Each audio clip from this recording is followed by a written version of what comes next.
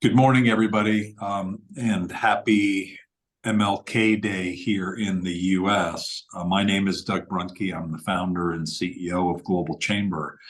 I was kind of feeling a little bit uncertain about whether having an event on MLK Day made sense. This is the third Monday, so we typically do our cross metro meetup for Africa. So just coincidentally, that's kind of what happened. And I think it's okay, but if it's not okay, let me know.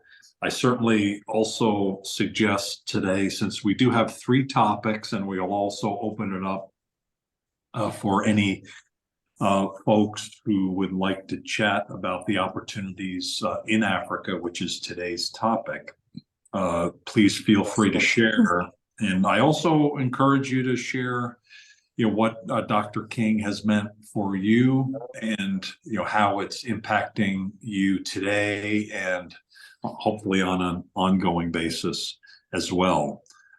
Christopher, maybe it'd be appropriate to start with you. I know Dr. King had a very large impact on you the last couple of years. COVID kind of took us a little bit off track, but over the last couple of years, through both Dream Week and other activities, including some activities that you started at Global Chamber related to getting the diaspora of Africa to kind of pull together on the business side of things. That's an unfinished project, but it got moved forward this last year with the help of Nihi and others at Global Chamber Africa events, and the team there in Africa, who are now for 2024 pulling that to the next step. And I'm really encouraged to see that.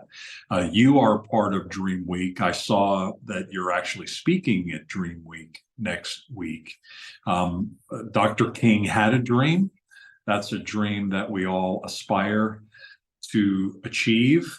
I think one of the greatest lessons that I took from him and others who, and I think President Obama also spoke about this, is that we can get frustrated by the way things are today because it's never right. It's never perfect. It's never even close to where the world should be. But like America is, it's an aspirational idea that we are required to keep working on and keep aspiring to improve, whether it's the country, whether it's your community, whether it's your business, whatever you're working on and whatever priority you have.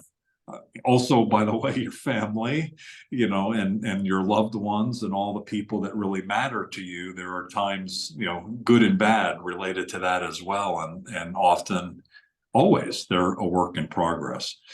Chris, what does MLK Day mean to you, and what would you like to share to kick us off today, please? Hey, thank you, Doug. I think that we are gathered here today because we have a great opportunity to celebrate a civil rights person who changed all of the world. Dr. King's message of love, but people oftentimes remember him for his dream.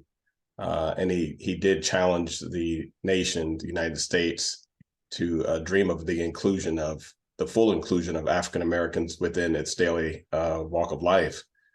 We know that racism, discrimination exists not only in America, but all over the world. And Dr. King's goal was to create a better opportunity and a better quality of life for Black families, Black people in particular.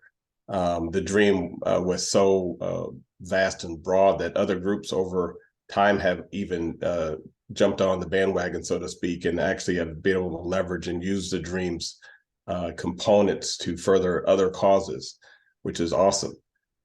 Today, I'm gathered with people from various communities, and I'll just give a quick introduction of them just so we can keep the program going. But to let you know that in our discussion, you'll be hearing from people like Gerald Givens Jr., who was the president of the Raleigh Apex NAACP He started a civil rights and actually a group in Raleigh, North Carolina called Raleigh Boots on the Ground.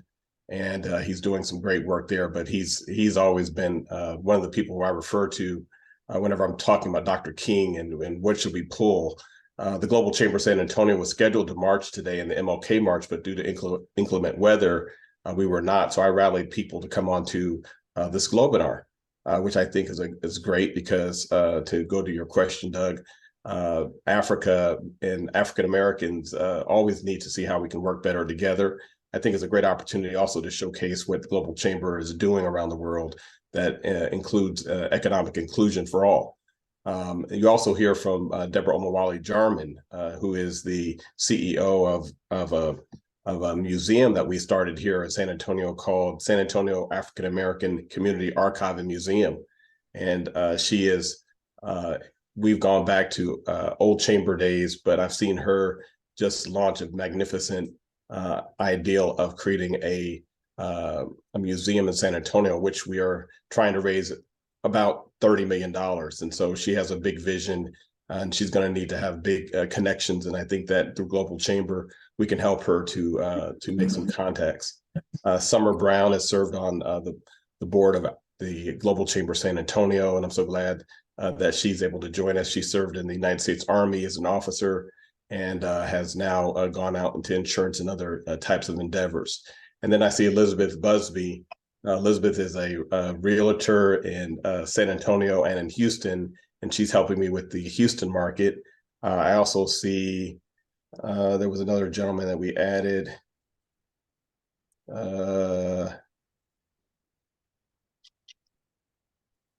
I don't see him now. But in any case, I just want to say thank you for all those who did come on. There'll be more that we'll be adding on during this meeting, but please share with us as we go through today business opportunities that may spike our interest in partnering and being a great resource to help South Africa.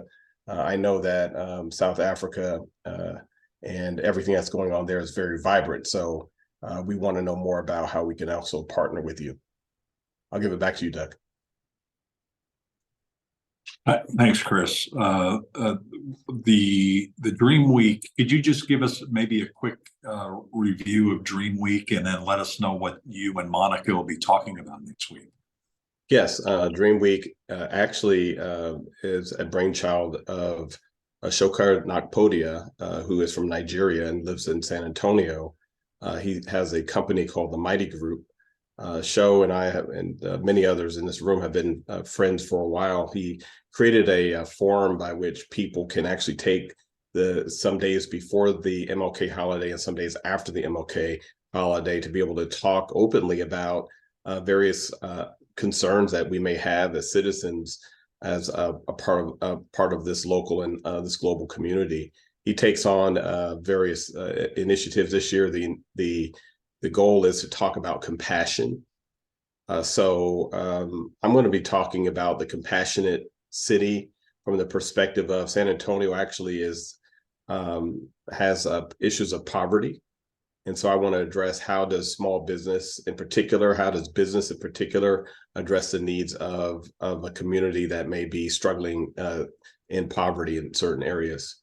I also want to talk about how in our city of San Antonio, there has been racial segregation that has also really pointed to some of the issues that Dr. King addressed, which is, how do banks have certain rules for certain types of people and doesn't have a uniform policy for all people. We called it redlining. Redlining was something that happened here in San Antonio. And now we're also seeing gentrification. We're seeing so many different issues in our metropolitan market that just shows us that the march still goes on, that there's still some things that we have to talk about and achieve.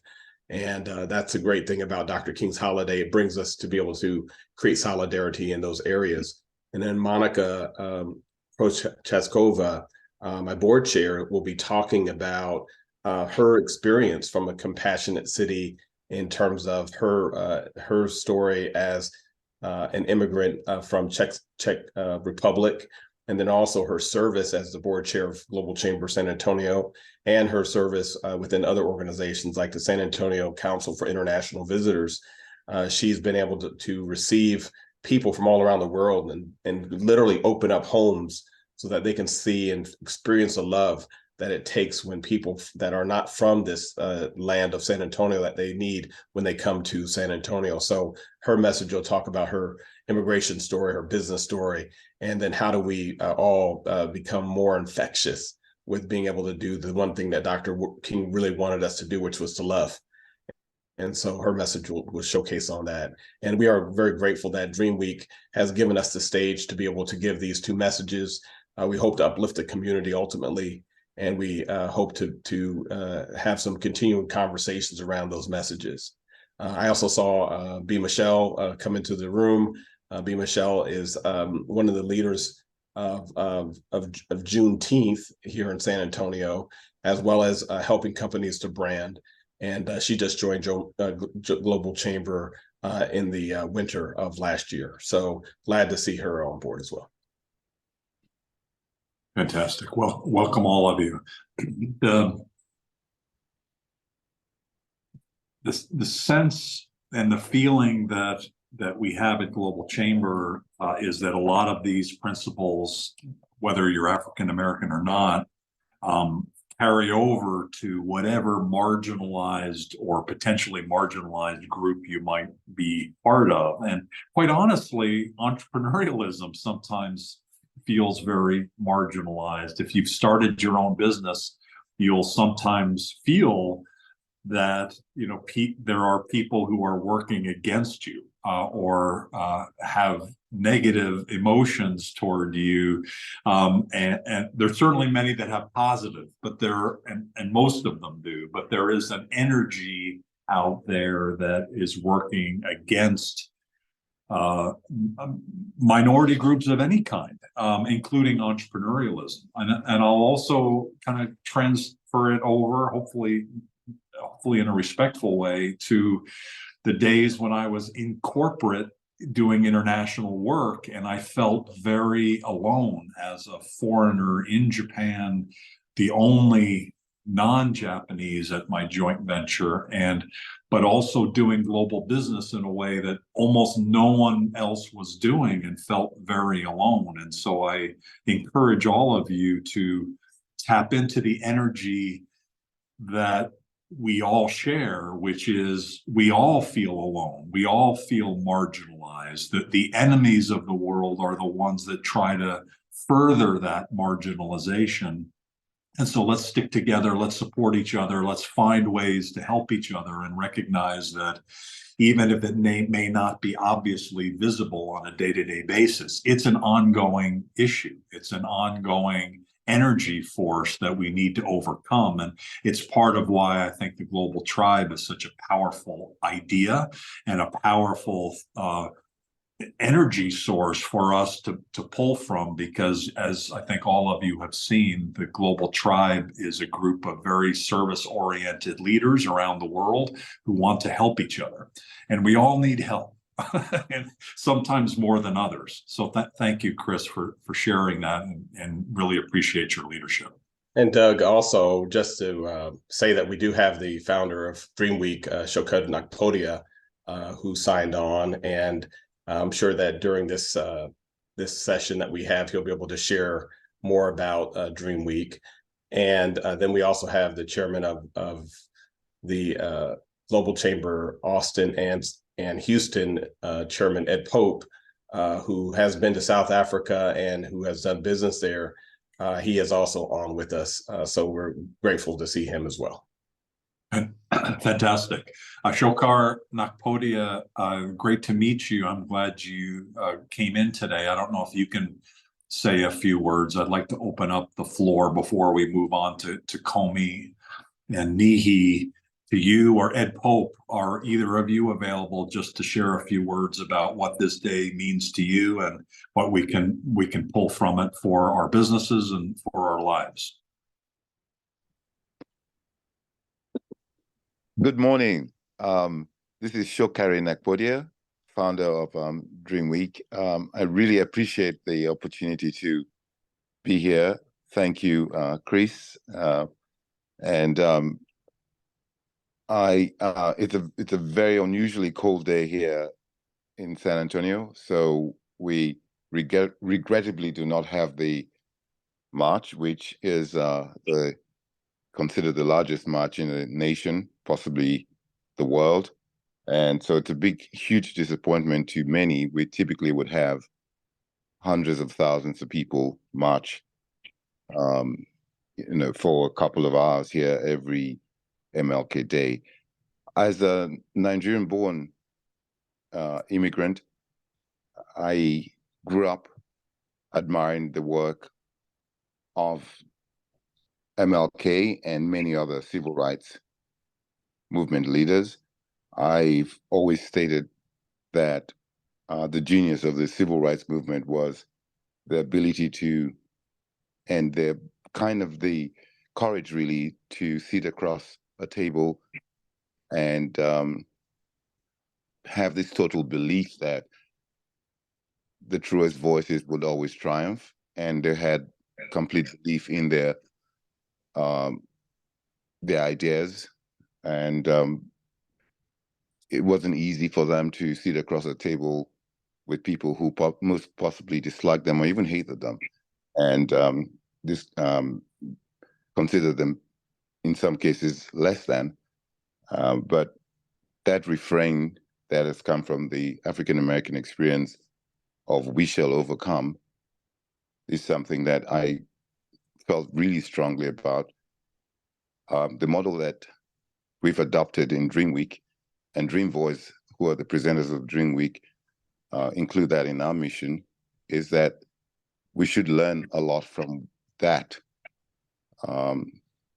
Their efforts, can we figure out a way to use that model to attempt to resolve conflict globally, and also learn how to celebrate those heralds and individuals and organizations that have done a lot since then to further that state that MLK so eloquently put forward of the beloved community, but more importantly, how we, rather than have a divisive posture, how we can learn to live together, learn to celebrate one another.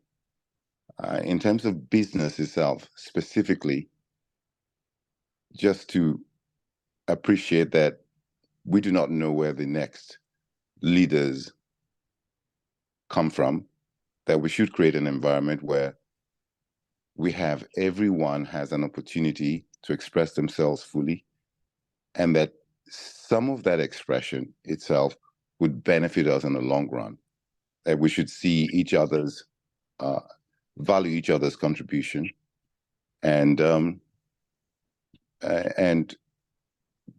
see ourselves more of a global community, and understand that even individuals like me who might not have been brought up in a manner that, say, Chris, who represents the African American genius, are still impacted by the message, the dream, and I've benefited from it, obviously, but also have our own individual and collective contributions to make to this entire spirit. So, in short, I believe that we can really adopt this model in all we do, whether it is in the private lives or business life, and try and be very open-minded and understand that whatever we have presently, as well as we've done, as far as we've come, we should create environments as long as it's within our capacity to understand that the new MLKs, the new Mandelas, the new Gandhis of this world exist in our midst and can provide us with pathways and insights that can actually change the world. Thank you for your leadership. Thank you for sharing today. Ed Pope, you've seen the work there. You, through your activities in South Africa, I remember very vividly over last summer you sending me a variety of pictures, including your visit to Robben Island. Would you like to share some thoughts about what this day means to you? Are you available to chat? And then also any opportunities that you'd like to share today? Well, first of all, Doug, thank you so much for the opportunity. Thank you, Chris, for reminding me that this was going on today. And thank you to the global community that's on this morning. I have been very involved in Dr. Martin Luther King's legacy back in the 80s. I remember even in San Antonio when we formed the MLK March, and to date, it is the largest march on MLK Day in North America. I think usually today, of course, we have inclement weather. There's over 65,000 marchers there to remember the legacy of Dr. King. And it was very ironic traveling to Cape Town and starting to do business there. We're actually looking for an office, and hopefully my company can address some of the load-bearing issues that have been taking place throughout the region. But one of the things I noticed was there was some very similar elements between South Africa and what had gone on during the civil rights movement. If you do your homework and you really study Mandela and you study Dr. King, one of the things, the phrase that keeps resonating is economic justice. And so I find it fascinating that today in the global community through the Global Chamber, that all of these business owners, these business people are here today speaking to that. And I think at the essence of both movements, yes, it was to help a specific people, but it spilled over and talked about treating everyone equally, providing equal opportunity throughout. I'm just going to quote from Dr. King, and he says, we must rapidly begin the shift from a thing-oriented society to a person-oriented society. When machines and computers, profit motives, and property rights are considered more important than people, the giant triplets of racism, materialism, and militarism are incapable of being conquered. A true revolution of values will soon look uneasily on the glaring contrast of poverty and wealth. And I'm a firm believer that true freedom happens through economic freedom, happens through ownership. And so I'm humbled. I'm humbled that the Global Chamber would take this initiative, take this position when so many other organizations throughout the world, they observe it with a social media post, but they're not taking specific action. So I commend you, Doug. I commend the rest of the global community here for taking this up, because it's not a Texas issue, it's not a U.S. issue, it's not a South Africa issue. It's a global issue, and we must remember that we're dealing with people. So thank you all so much, and let's keep fighting the good fight. Very thoughtful. Thank you very much. I appreciate that. Let's go to both Komi Klu and Nihi Sanusi as well. These two gentlemen have been carrying on Chris's diaspora investment in Africa idea, and kind of building off of what Ed talked about, is that the empowerment of people, all people, can be made through business, and there are values that we share that we've tried to articulate at the Global Chamber LinkedIn page, where building off of what Dr. King had spoken about, that besides becoming wealthier and building the empowerment through the ability to afford a house, to afford education, to afford a lifestyle that allows people to move forward, we have the ability to direct, to instruct, to teach, that these concepts of diversity and equity and inclusion are not something to check off a box with. It's something that actually helps business. You know, those of us that have seen it work, where having diverse teams working together and the creativity and the innovation that comes from that, recognize that it's a business value, that it's something that is empowering and that can change not just the lives of people and businesses, but the world. Comey, you have been bridging the United States through your home in Delaware and now in Ghana. You've been a real leader at Global Chamber through the work that you've done on the investment side all across Africa, particularly West Africa, but all over Africa. What does this day mean to you? And let's also bridge into some of the things that you had wanted to share about the things that we're planning in 2024 to both spotlight opportunities and also empower leaders to take advantage of some of the opportunities in Africa. Thank you, Doug, and happy MLK Day to everyone. And I'm glad that I'm asked to speak after Ed's, because he has talked about economic justice. So that's what I want to focus on today, because Dr. King was fighting for integration, political integration, of course.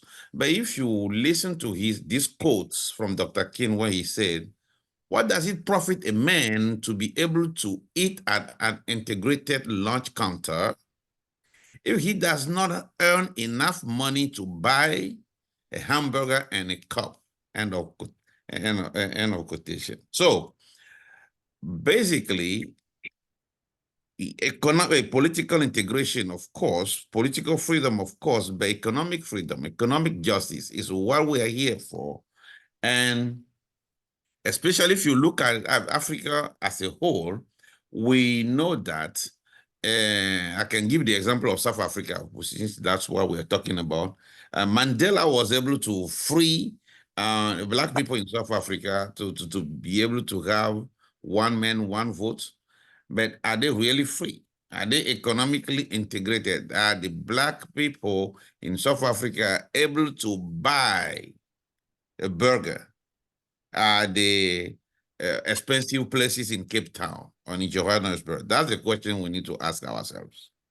So what we have been working on is to find ways to bridge the gap between business opportunities and know-how and capital in the global north and Africa. And Africa is called the land of opportunities, but you need to take a time and ask yourself, a land of opportunities for whom?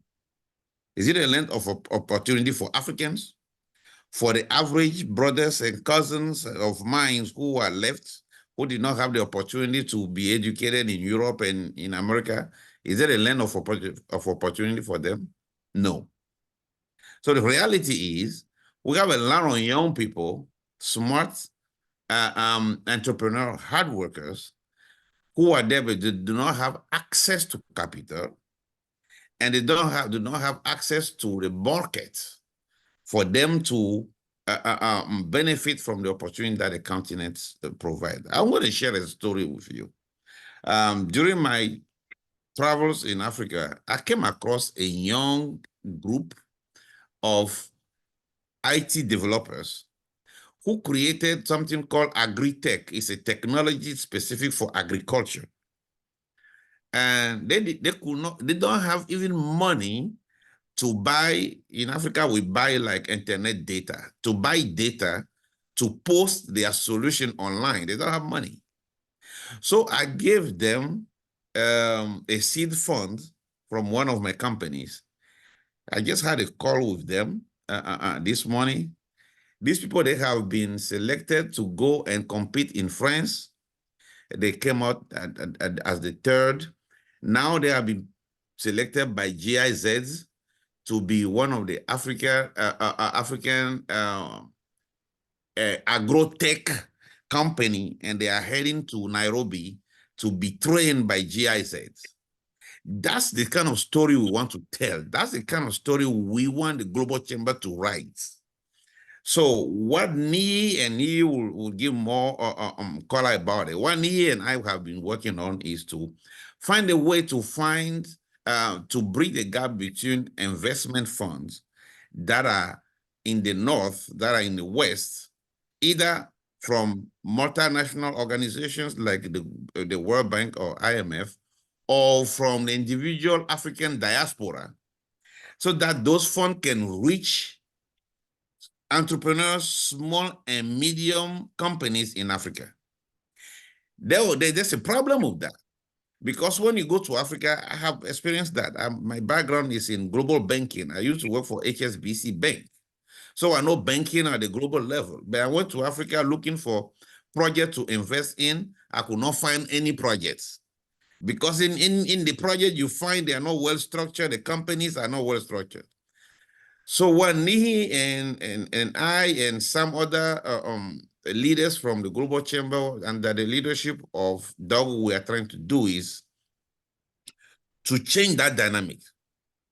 So what we're trying to do is we are going to build the framework in Africa where we can incubate the small and medium enterprises, the innovators in Africa, and structure them so that they could become attractive for funding, for investment.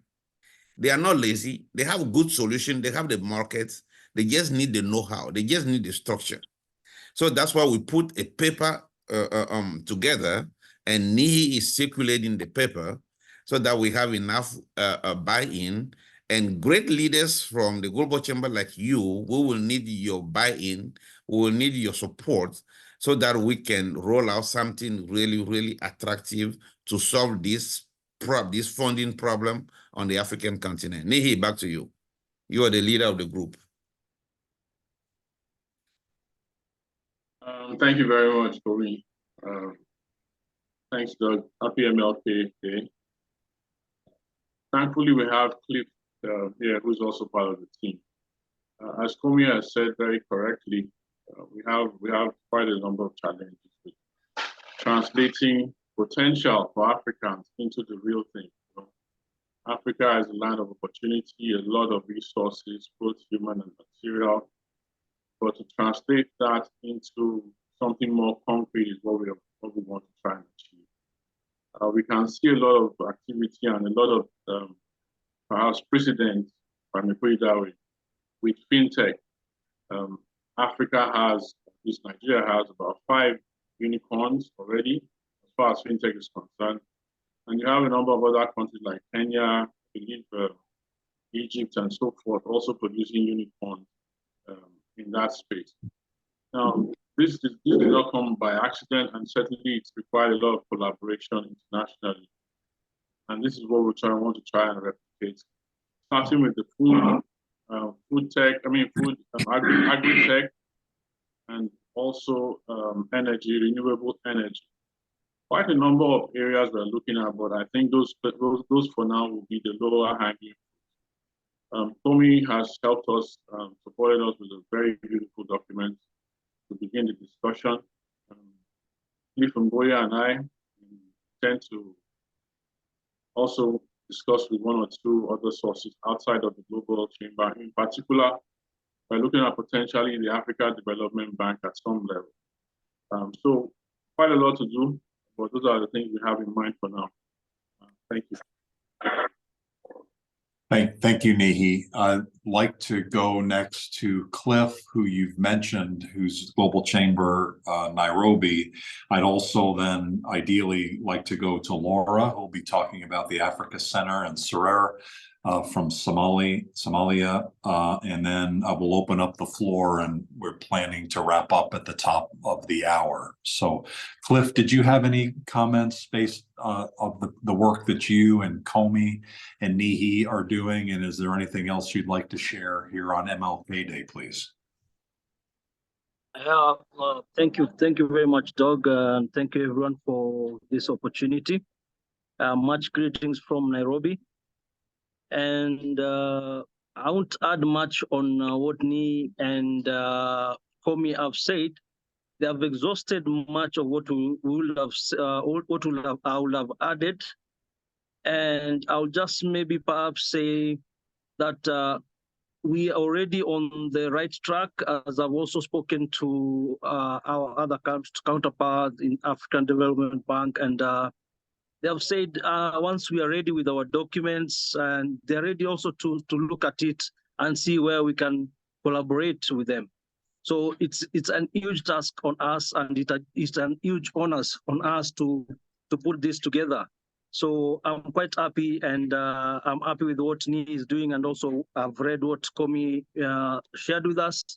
And 2024 is looking great.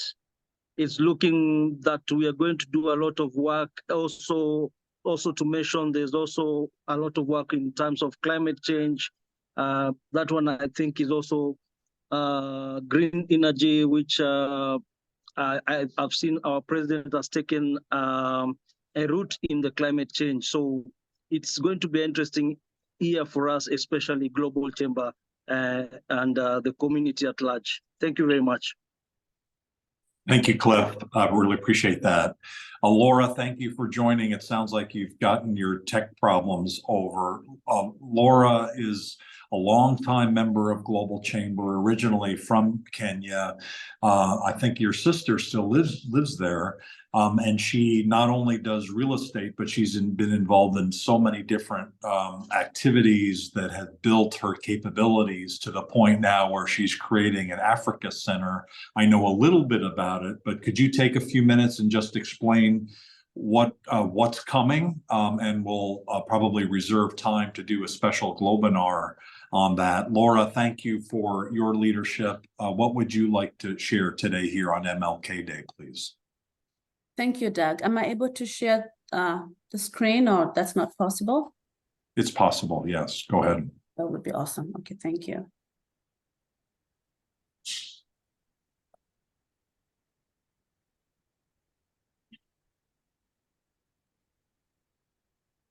Let's get this.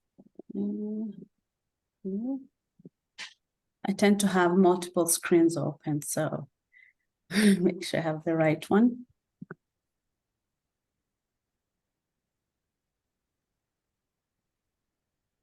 So first of all, I want to say thank you so much, Doug, for this opportunity. Perfect.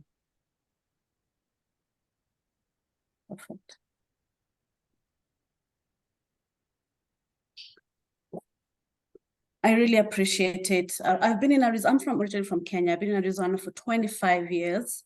Luckily, I was able to work with the leadership here, both business people, policymakers, politicians, for about 15 years as an economist, and had a very good perspective of how business runs, where the resources are, and where opportunities also lie. I think today, I really appreciate today because we're all building on the work and sacrifices of Dr. Martin Luther King Jr. and those that came before us that paved the path for us. And it's now our turn to widen that path.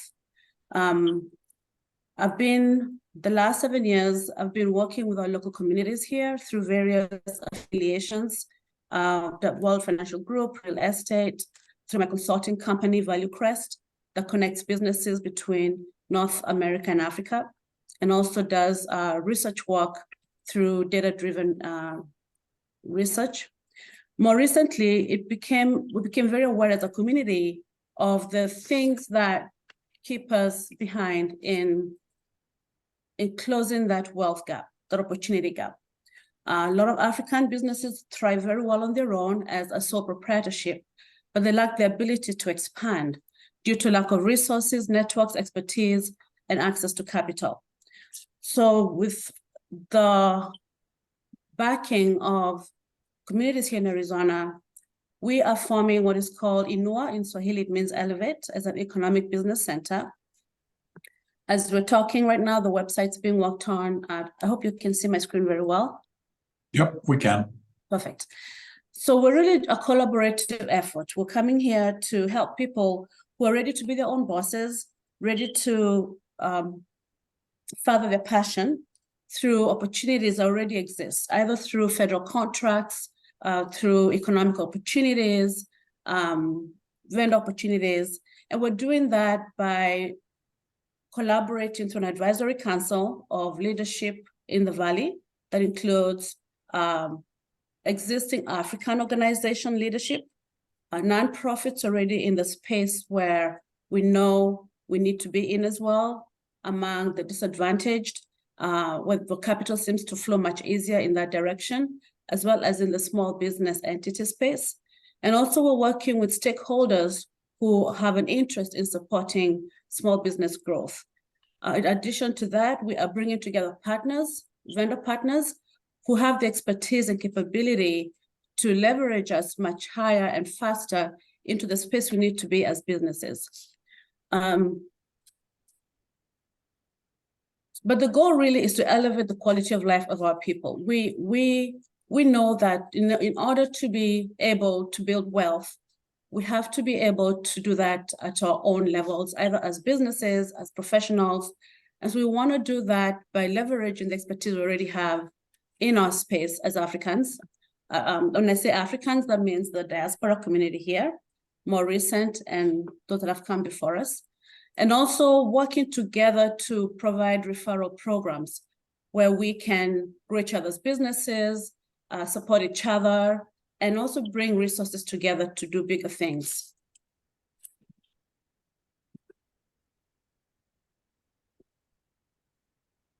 Sorry, I don't know why my screen is. Anyway, so here we go. Give me a second, there we go. So we're creating partnerships, we're developing networks, we're putting together a business directory of compliant businesses in the Valley, and also going after resources in the business space. On top of that, we will also be doing a lot of economic development projects. We'll partner with nonprofits in existence, whether it is the Burundi community, the Sudanese, the Somali, they have their own nonprofits already in place to try and go after grants that are in the federal and local space to promote our own community activities. The Advisory Council is going to run most of the grant writing programs. We've identified strong grant writers in our space. We have, and it's not just in Arizona, but also nationwide. And with that ability, we're hoping to be able to not only hire people to go and look for those opportunities, but also work among ourselves to mentor each other, hire each other. When I say each other, our community people, our young millennials coming into the business space to help them grow.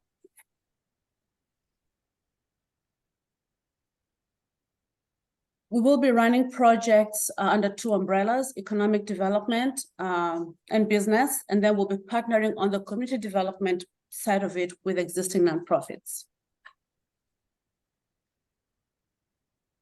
We're seeing a huge drive today among our community to collaborate and do work together. So for us, the opportunities lie in our ability to come together as a group. I've already mentioned that we're working with partners. We're still looking for reliable partners we can work with. If you know any people in this business space, let me know.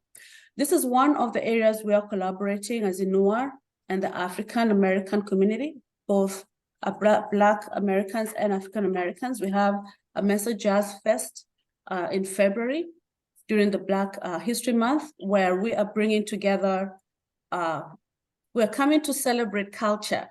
And when we say culture, these are people of African descent, Afro-Latinos, African Americans, Africans, coming to a platform to share their culture around music, around jazz. We all know the origin of jazz is Africa. And we're hoping to launch a lot more programs together moving forward. So just in summary, I wanted to keep it a little more formal because we're still in the production space. There's been a lot of talk about how the communities are left behind, the inequality space is increasing. My experience is there is a lot of resources out there.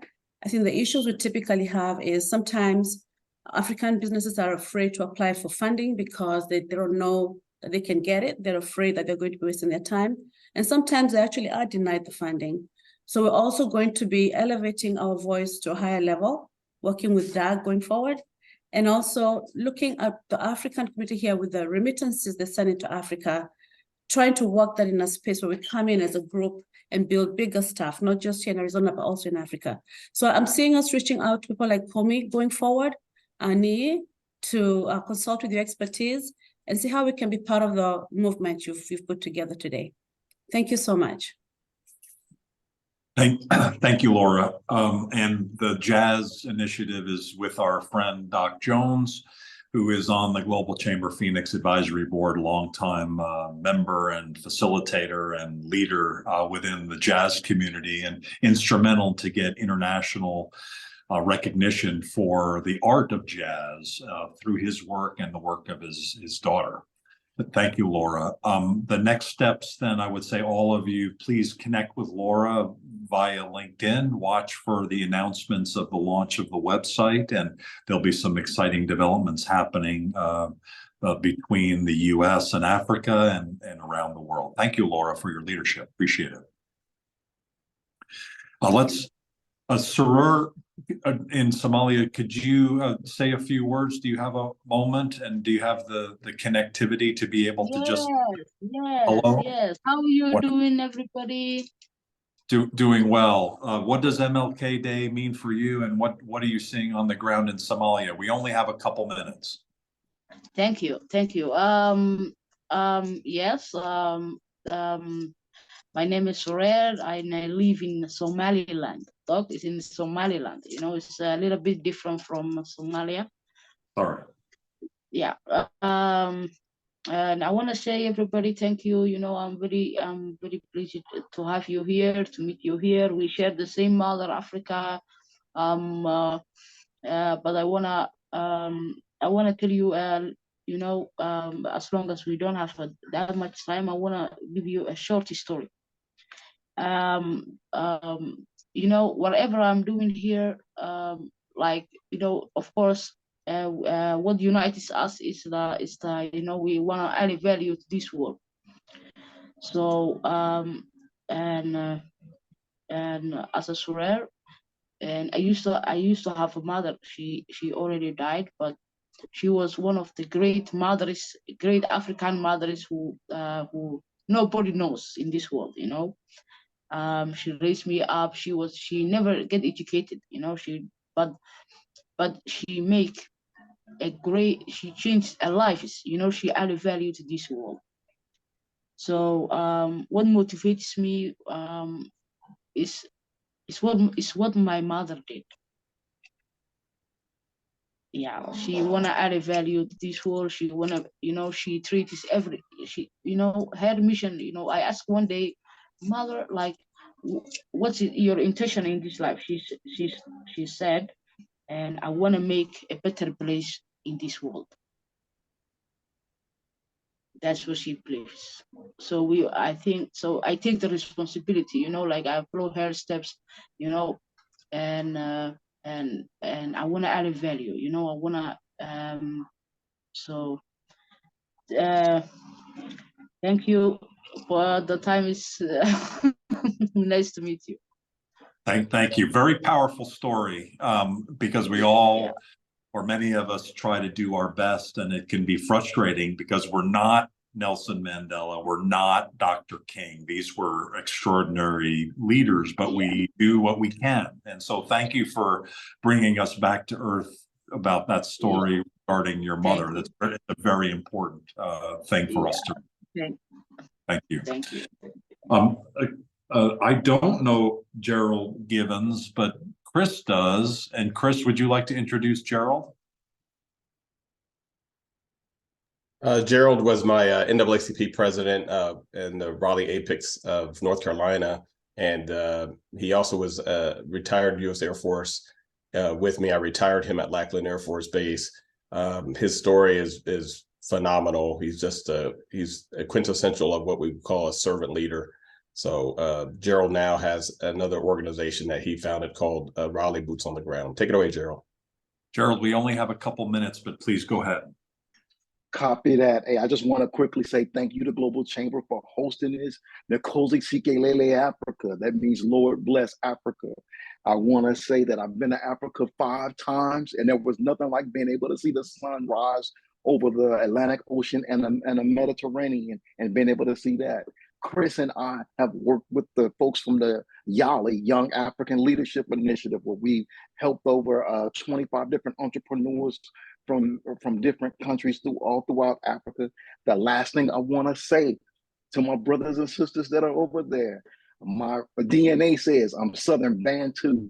I'm from Cameroon. I'm from Nigeria, and that I am from Mali.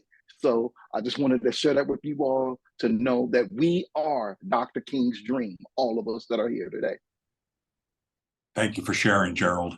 I'd like to open up the floor. I see a number of members and some folks will be future members. Just maybe unmute yourself and go ahead and maybe spend about a minute each, just because we only have about 5 minutes. Who would like to speak next?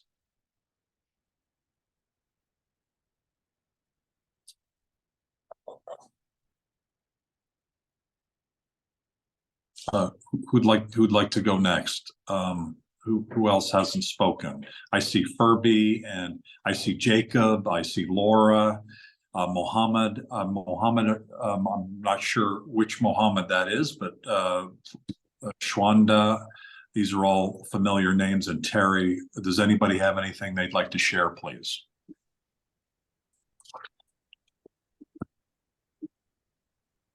It sounds like we're finishing up with some shy folks. No worries. Thank you for all. Oh, do I hear someone? Hi, this is Mohammed from Djibouti.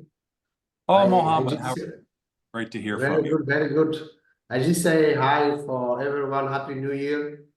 And I hope 2024 will be best than 2023. So bless you all, and we will be together 2024. Thank you. And officially, Mohammed became executive director for Djibouti today. So thank you for sending your information. We've been working with Mohammed for quite a while. Appreciate your leadership in the community there, and now across Africa and around the world. Thank you. So we're at the end of the hour, and I really want to thank everyone. Chris, would you like to say a final word? I see that Shwanda is unmuted. Dr. Shwanda, say some words. And then Deborah, please say some words because you're trying to fundraise. Please go ahead. We only have about 2 minutes. Hello, everyone. I just want to thank everyone for signing on today.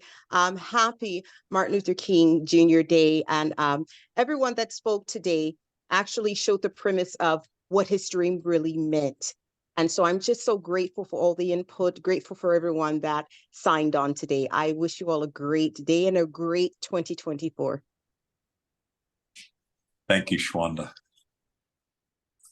Hi, thank you, Chris. I'm Deborah Omawale Jarman, the CEO of the San Antonio African American Community Archive and Museum, where our mission is to collect, preserve, and share the culture of African Americans in the San Antonio region. And we are expanding that. I enjoyed listening to Laura because there are more people in the San Antonio area that we're focusing on the diaspora. So Afro-Latinos, Afro-Caribbean, Africans. Our stories collectively will lead us to a collective future. We've been out of the narrative for so long. So I encourage you to go to SACAM.org. That's SAACAM.org. Learn about what we're doing. We just purchased a 103,000 square foot 2 department stores downtown to turn into a place where people can come and be safe. But even though we raised the 14 million to purchase it. We still have about 35 million to go. Thank you for this opportunity, and we're all a part of Dr. King's dream. We are thank you very much for sharing, and do what you can. And you reminded me, first of all, that San Antonio has been a leader with this parade. I had no idea it was the largest one in the US. And there's always hope. You know, the state of Arizona, some of you may know, was actually fighting the Martin Luther King Day. There was a crazy governor who stopped it. And because of that, the city of Scottsdale created Martin Luther King Day themselves at that time in rebellion against that stupid act by the governor. And so the city of Scottsdale subsequently has many decades of leadership on Martin Luther King Day. And I was able, my wife always joked, because there's a writer for the Washington Post, Eugene Robinson, who is a great writer and a great man. And she says, oh, there's your friend Eugene that I got to meet through the city of Scottsdale diversity program on Martin Luther King Day. So there's always something that we can do. There's always going to be bad things in the world. And the enlightened way is to think of it, everything as a gift, even the horrible things, and take those horrible things and turn them into a gift and make the world a better place, as San Antonio has done with the parade, and all of you are doing, both in your businesses and in your lives. Let's continue to work together. Chris, any final comments, please? No, sir. Great to see everyone on today. You know, we may have had inclement weather in San Antonio and Austin and Dallas and all those places, but we showed up today, which is what counts. This is a day on, not a day off. I thank you, Doug, and Global Chamber, and all those who joined us, because together we can achieve more. And we are going to do more across the diaspora. So please, please, please, if you're not a member of Global Chamber, join. And if you have a certain subject that you want to see presented within a Globinar, let's explore it, because we can only learn. Thank you again. God bless you each. Thanks, everyone. Have a great rest of your MLK Day. Take care. Thank you, Doug. Thank you, Chris. Thanks, Laura. Take care.